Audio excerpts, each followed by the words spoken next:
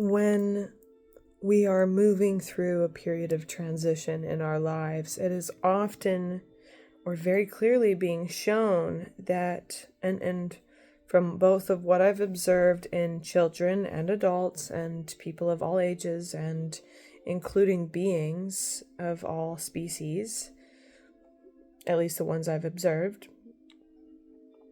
we all revert back for a moment to past ways of being, to past selves. I'm going through this period of deep soul transformation and a period in my life when it feels like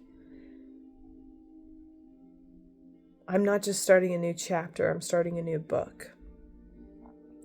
And there's a lot of feelings within that space when I allow myself to open up to it.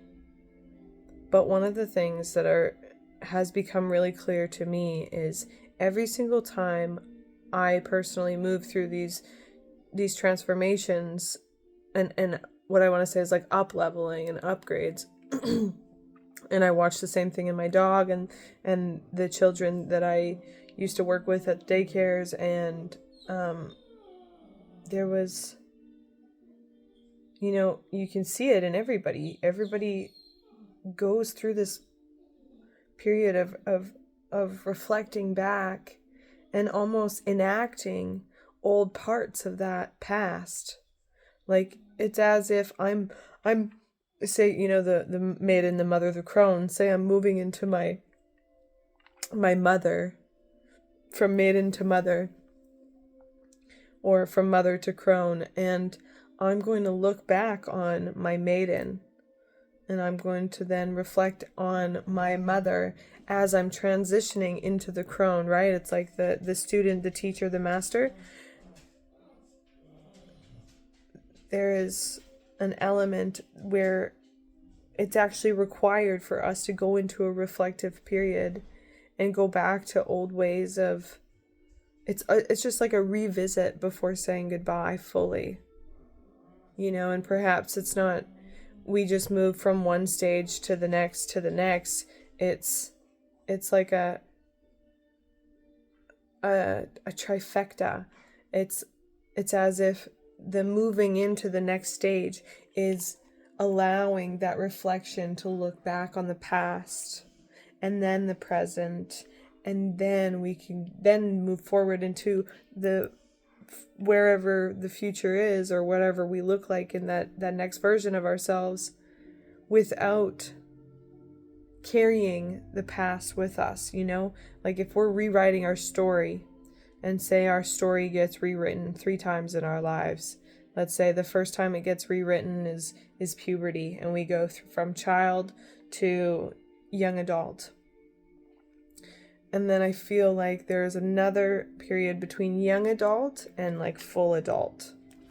Okay, so that's number 2. So that would say, I would say is when you transition from adolescence and you become a more wise person, and that could happen at any age for anybody. We each have our individual paths and journeys unfolding, so I don't think there's any set time for that. But then there's a stage when you go from like young self, the young self, not childhood self, but young self, and into the older wise self. And I would say that's transformation number 3, and the full picture would be to review the stages, reviewing the path that got you to where you are, so that you can see clearly like the next steps forward. You can see like this is I experienced that life of a young child and whatever was in that world of the child's mind, and then I experienced that life was from another perspective and was from a different place in the mind. And then there's what I would say is the final, or maybe there's more stages than that, but I believe everything comes in threes. And so if you're moving through something that just feels like this resonates for you, and you're seeing that you're also doing things that maybe you did in the past, or you're watching the cartoons you used to watch, or you're just revisiting nostalgic parts of self, and maybe not so nostalgic, maybe more painful and unhealthy parts of that self as well, or those selves, whatever is being left behind now, is kind of the pullback on the, what do you call that, a slingshot, before you launch forward.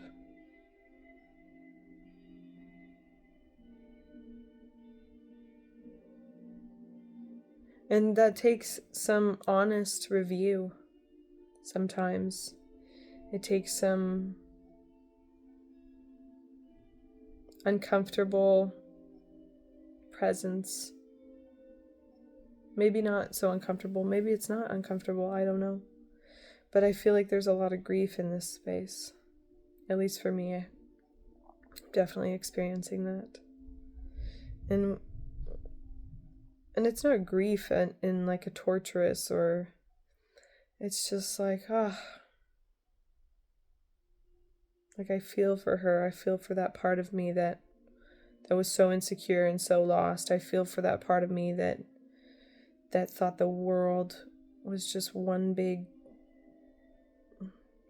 princess game.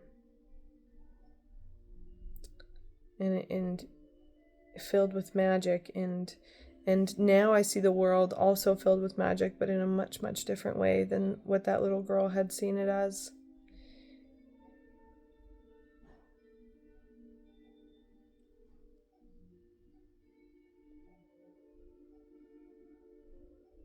And if we recognize that part to be absolutely necessary in these stages of transformation, then we wouldn't resist. We wouldn't resist it so much.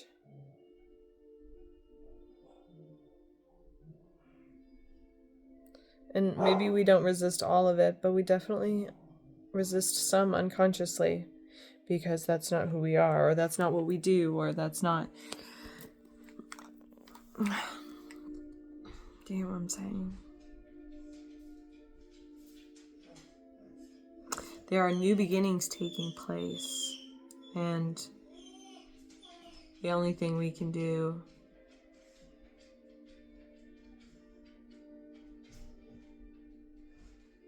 is allow what comes up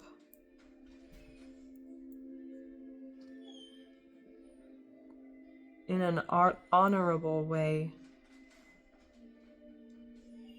and recognize that that is just part of this process of evolution, of expansion, of upgrade, of whatever you want to call that.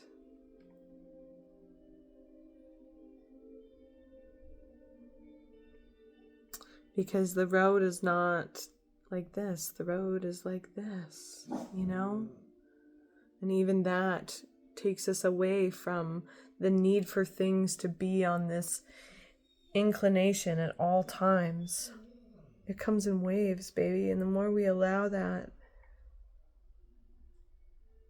the more we are carried by the waves.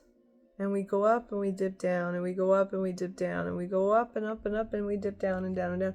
And it's okay. It's okay. It doesn't mean we want to stay on the down forever. It doesn't mean the up is going to last forever either. But it just means that we're going to accept it as it comes and allow it with as much ease and as much grace as we possibly can. Because one way or another, it's going to get us. The wave. If something needs to be heard, if something is trying to be communicated in your life, if there's a lesson that needs to be acknowledged, it's going to get to you eventually. So we might as well just ride along with what life is offering, and the in and out flow, the ebb and flow of this life experience.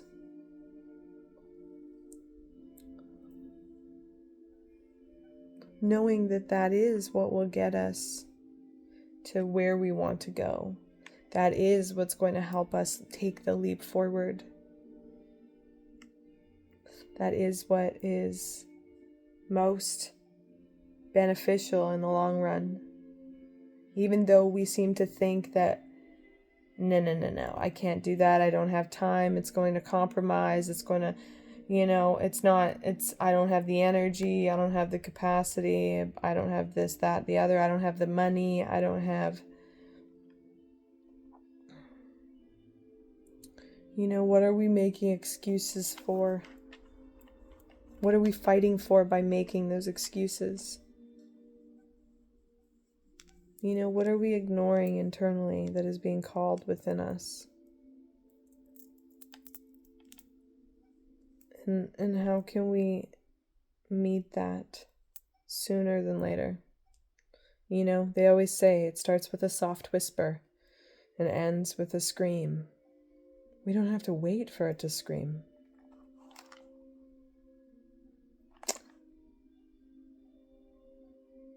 So, in this moment, I set the intention to hear the soft whispers very clearly,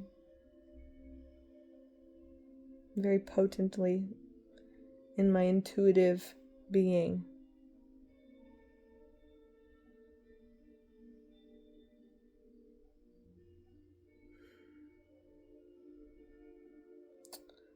And I will practice and teach myself to listen to the whispers and act on the whispers, instead of running these habitual ways of running patterns of distraction and avoidance and fixing and doing and molding and melting and manipulating perfectionism into never existence. You know what I mean?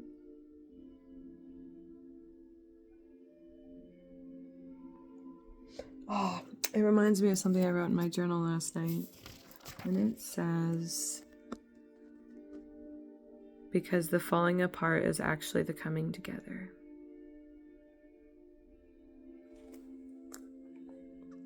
Because the falling apart is actually the coming together. I'm going to leave it there. I hope this landed for you. I love you. Have a blessed rest of your day.